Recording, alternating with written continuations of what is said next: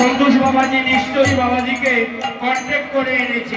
1 টাকা দিয়েও আমি হরিনামের অধিবাস করতে কীর্তন করিব। কারণ কি জানেন, আমি যদি ভগবানের চিন্তা করিব, ভগবান আমার চিন্তা করবে। ও বাবাজি, আজ যদি আমি ভগবানের চিন্তা করি, ভগবান আমার চিন্তা করবে।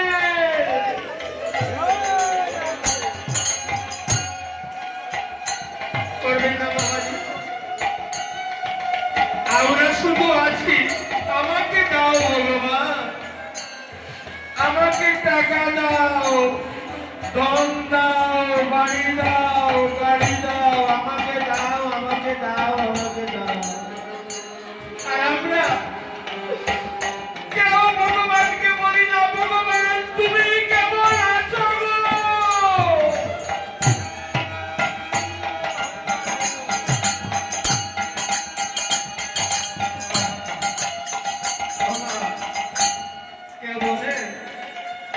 ভগবানকে বলেন আমার মেয়েকে তুমি সুস্থ করে দাও, আমাকে সুস্থ করো। ভগবানকে কেউ বলেন ভগবান তুমি ভালো থাকো গো, ভগবান তুমি ভালো থাকো, আমার যা কপালে আছি কর্ম করছি তার ফল তুমি আমাকে দিও, আর তুমি সুস্থ থাকো ভগবান। এই কথা আমরা বলি না। তাই আমি ভগবানের চিন্তা যদি করি, ভগবান আমার চিন্তা করবে। এই তো মনোবৃত্তি নিয়ে আমি হরিনাম প্রচার করতে করতে যাচ্ছি। যে সম্প্রদায় আমাকে অনুরোধ করছে বাবাজি এসে অধিবাসটা করে দাও, আমি করে দিই। কেউ 5,000 দিলেও আমি নিয়ে যাই, আর কেউ 5 টাকা দিলেও আমি নিয়ে যাই। কারণ আমার পরম সত্য দাদু যিনি কাছাড়ে সর্বপ্রথম হরিনামের রেসিডেন্টে তিনি নির্দেশ দিয়ে গিয়েছেন, লিপিবদ্ধ করে নিয়েছেন, কৃষ্ণ নাম করতে গিয়ে হিংসা করবে না, লোভ করবে না, কখনো লোভ করবে না। তাই তো আমি এসেছি ব্রজবালক সম্প্রদায়ের সঙ্গে অধিবাস কীর্তন করিব বলে।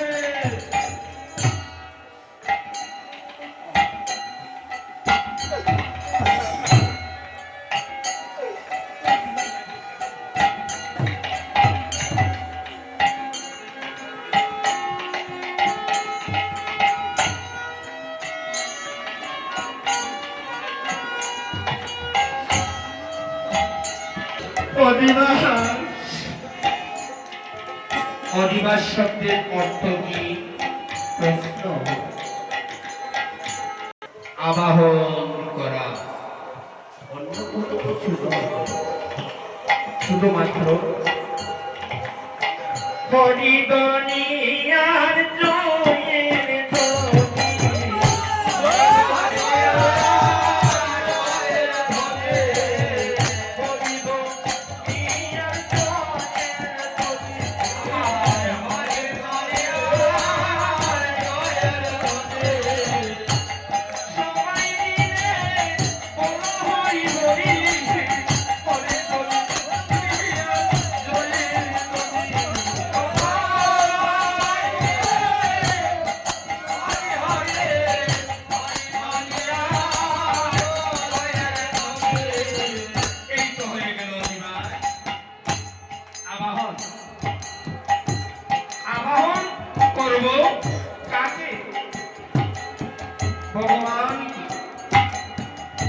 ভগবান, তুমি এই কীর্তন দাতার বাসভবনে তুমি এসে শ্রীনাম যজ্ঞের অধিবাস কীর্তন আরম্ভ করো। কে? আমার সতীর নন্দন পতিত পাবন গৌর হরি। এসো হে, এসো হে, এসো হে, এসো হে, এসো হে, এসো হে, এসো হে, এসো হে, সখির নন্দন গৌরা। এসো হে, এসো হে, সখির নন্দন গৌরা। এসো হে, এসো হে, সখির নন্দন পতিত পাবন গৌর হরি। এসো এই পতিতে শ্রী গৌরাঙ্গ সংকীর্তনে এই শ্রীবীর আর সখী সুতা শ্রী গৌরাঙ্গ সংকীর্তনে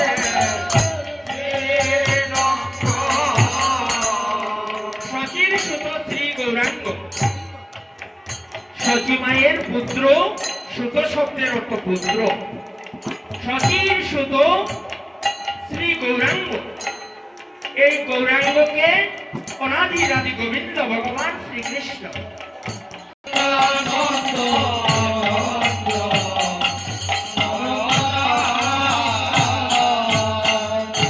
নিত্যানন্দকে সখী মায়ের পুত্র গৌরাঙ্গ পদ্মাবতীর পুত্র নিত্যানন্দ সেই নিত্যানন্দ করতাস পূর্ববর্তী যুগে কৃষ্ণের বড় ভাই দাদা বলরাম শ্রীবাস অদ্বৈত জনের আর গদাধর ভক্তবৃন্দ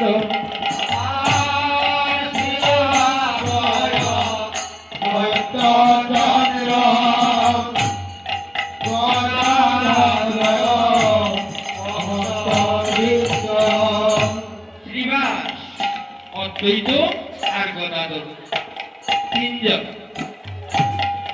গৌরাঙ্গ নিত্যানন্দ শ্রীবাসকে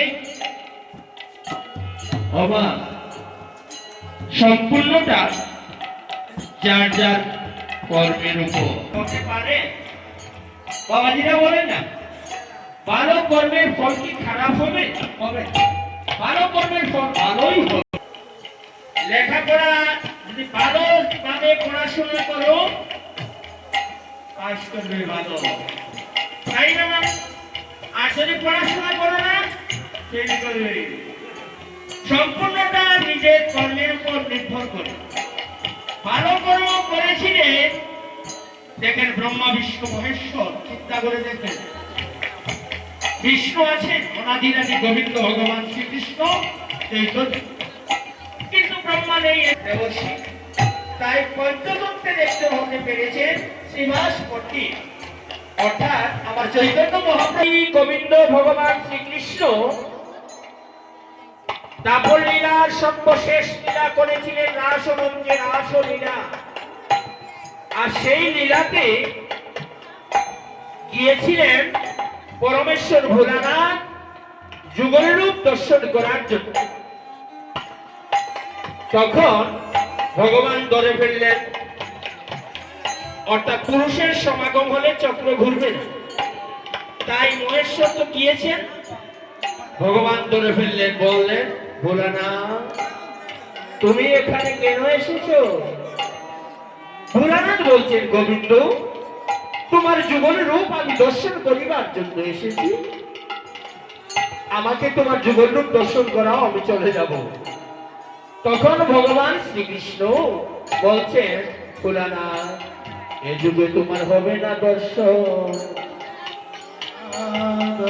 এ যুগে তোমার হবে না মহেশ্বর বলছে হে গোবিন্দ তাহলে কবে হবে নদে গেছে দিন আমি গৌরাঙ্গ হইব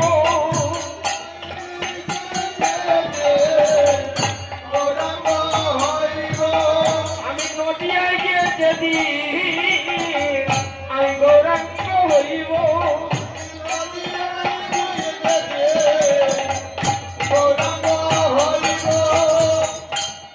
মনে বাসনা পূর্ণ করিব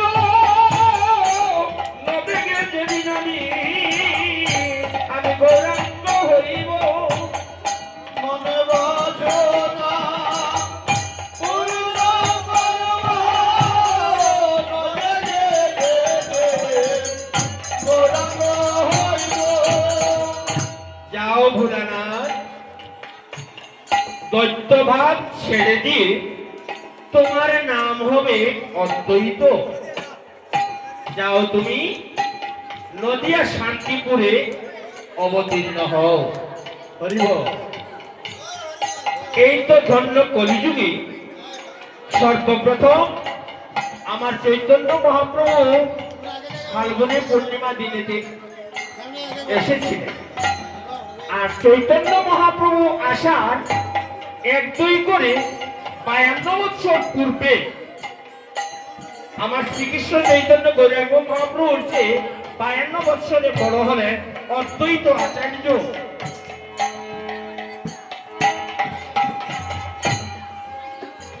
52 বছরে বড় এই যে আমার দাঁড়িয়ালা বাবাজি অদ্বৈত মহাপ্রভুর চেয়ে 52 বছরে বড়। তাই নদিয়া শান্তিপুরে অদ্বৈত আচার্য আবির্ভূত হলেন। আর প্রতিদিন স্নানান্তি করে গঙ্গা জলে তুলসী পত্র দিতে আর বলতে, হে ভগবান তুমি কবে আসবে, এসো না, ঘুরো কলিজে বড় অন্ধকার, আসিয়া অদ্বৈত রায় সম্মুখে দেখিতে পায়, ঘুরো কলি বড় অন্ধকার পাপাচ্ছন্ন, তাই হে গোবিন্দ তুমি এসো। শ্রীবাস অদ্বৈত গদাধর প্রভু অর্থাৎ কৃষ্ণ কলঙ্কিনী শ্রীমতী রাধারানী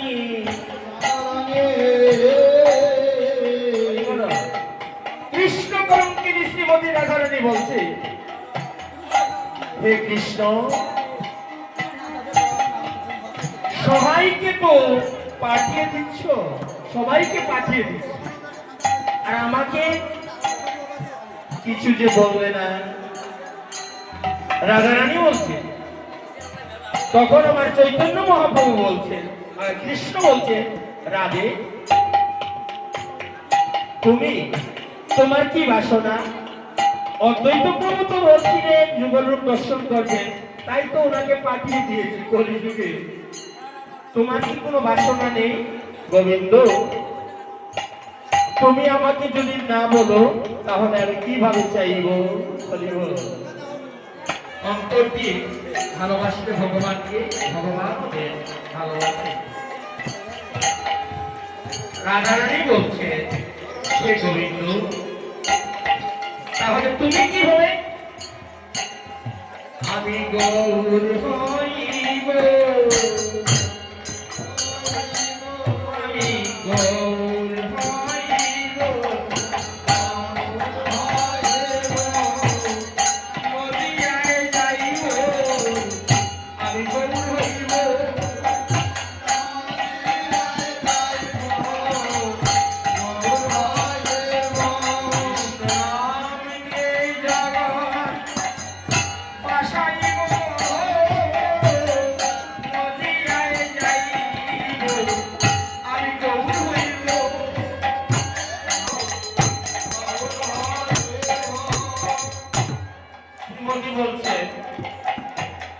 তাহলে আমার যে বড় মনে সাধ গোবিন্দ, আমি ভক্ত হইব, আমি নদিয়ায় যাইব, ভক্ত হইব,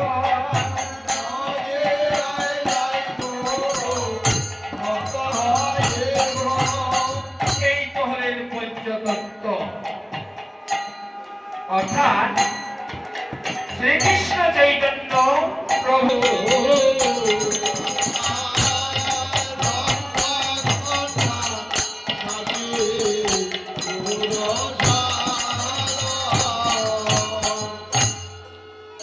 সবার বন্দনা করি,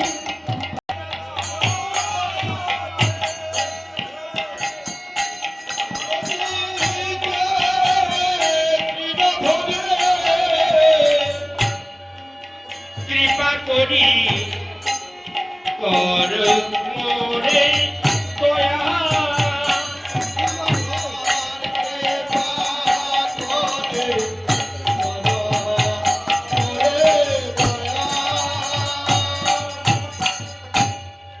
অষ্টম প্রহর দিনের ভাগ্যে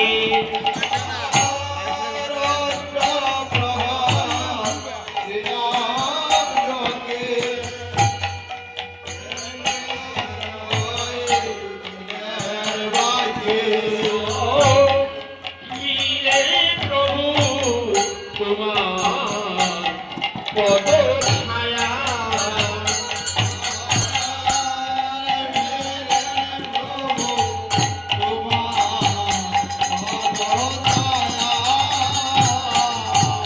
নামেতে তোমরা আছো নামেতে তোমরা আছো তোমাদেরই মধ্যে আছে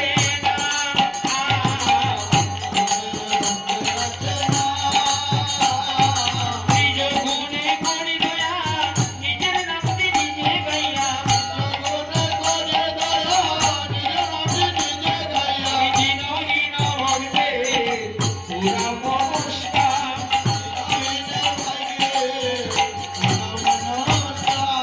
মনে বাসনায় আমার পূর্ণ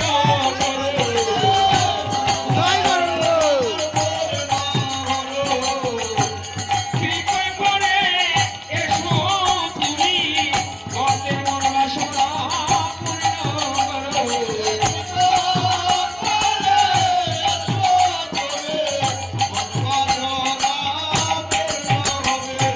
দুঃখ জ্বালা দূর করো কৃপা করে এসো তুমি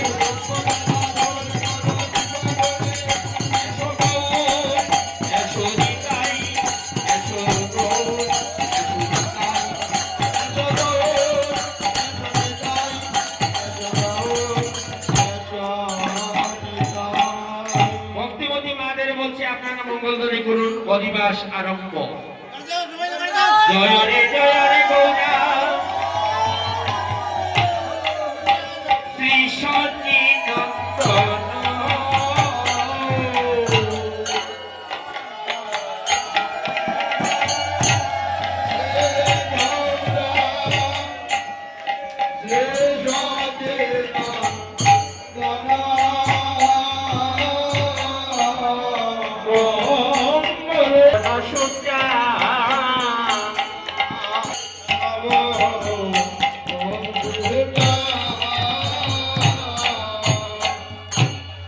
কীর্তন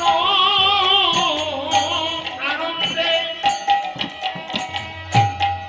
এই শ্রীবাস রামানন্দে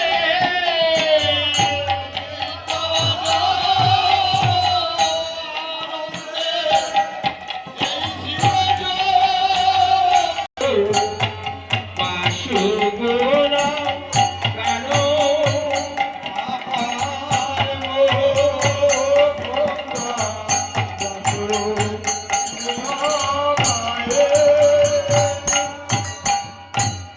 কীর্তন আনন্দে এই শ্রীবাস রামানন্দে মুকুন্দ বাসু গুণগান অর্থাৎ এই যে শ্রীরাম যজ্ঞ কে গান করেছিলেন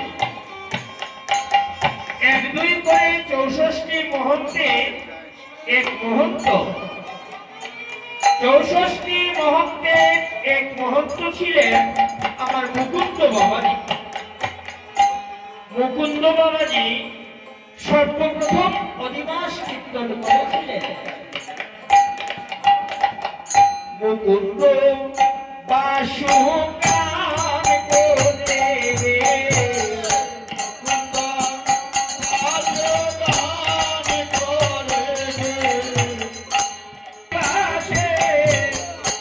মুকুন্দ বাসু গান করে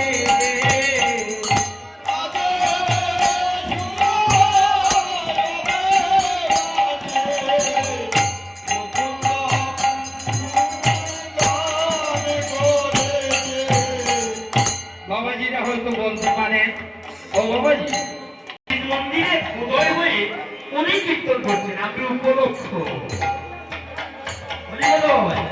আমি উপলক্ষ আমরা করি না আমরা করি আমি করি এই যে আমি তো অহংকার নিয়ে আমরা সবাই অর্থ আছে আমি করি না ভগবান আমাকে দিয়ে করা হরি বল হরি বল। মুকুন্দ বাবাজি যখন গান করছে তখন এই মাটির মৃদঙ্গ মাদল বাজছে কিভাবে ডাঙে ডাঙে দিদি দিদি মাদল বাজো তো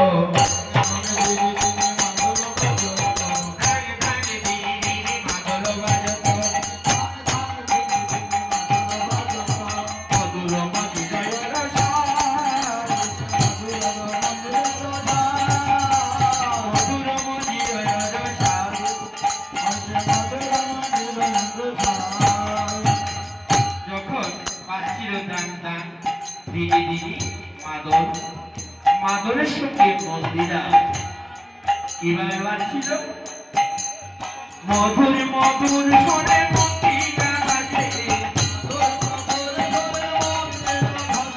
মধুর মধুর শোনে মন্দিরা বাজে আজি শুভ মন্দিরা বাজে মধুর মধুর শোনে মন্দিরা বাজে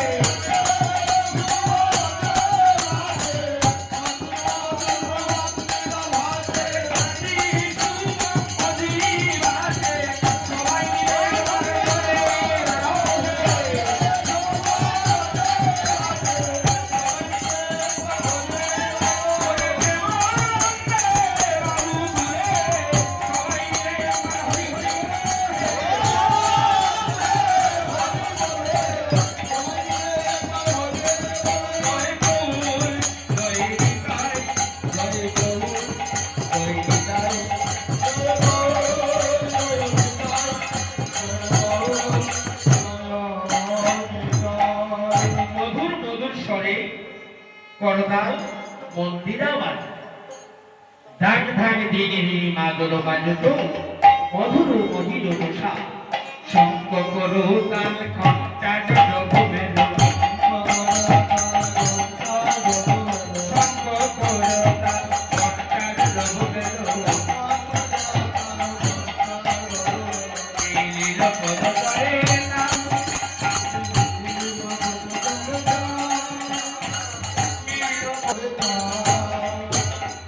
মিলিত পদ করে না মাধব সঙ্গে মন্দিরা শঙ্খ সব একসঙ্গে বাবাজিরা মায়েরা অনুভূতি বাবাজি হরিবলি একসঙ্গে মিলল তাদের সঙ্গে আজ তাল মিলিল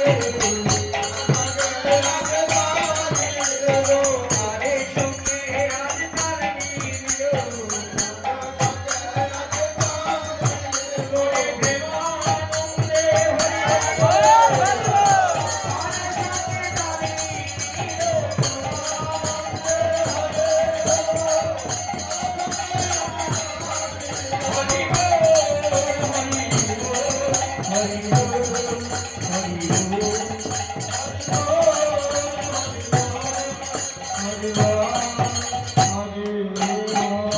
প্রেমানন্দে সখীগণ অষ্টসখী কেন দর্শনের বলতে দিবেন কেহ দেই গৌরা অঙ্গে সুগন্ধি চন্দ্র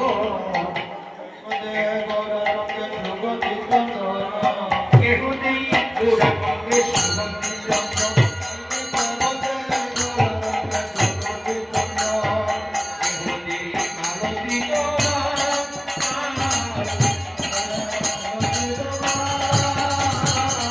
কেহ দেই মালতী গৌরা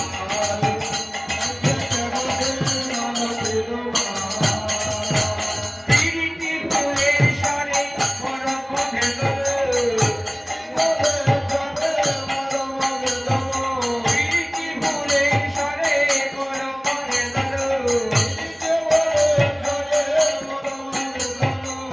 আগে সহচর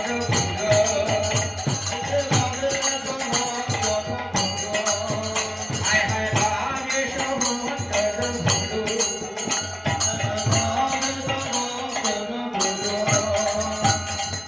সেই অষ্ট সখীগণ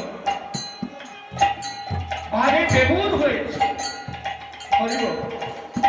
ভাবে বেবুর হয়ে ললিতা সখী বিশাখাকে বলছে সখী রে নিমাই পণ্ডিত অনাদির আদি কবিন্দু বিশাখা বলছে সখী রে আমিও তো তা অপূর্ব দর্শন করেছি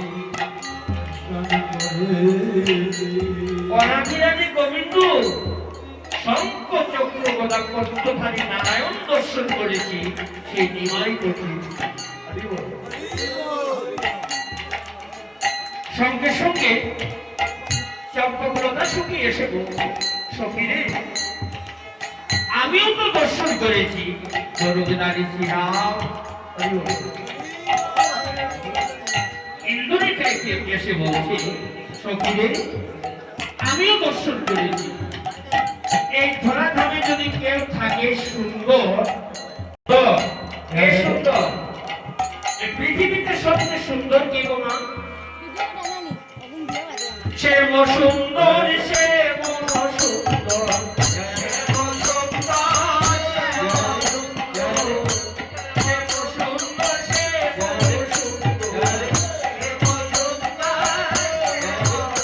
সুন্দর বাসি সুন্দর, সে সুন্দর, সে সুন্দর।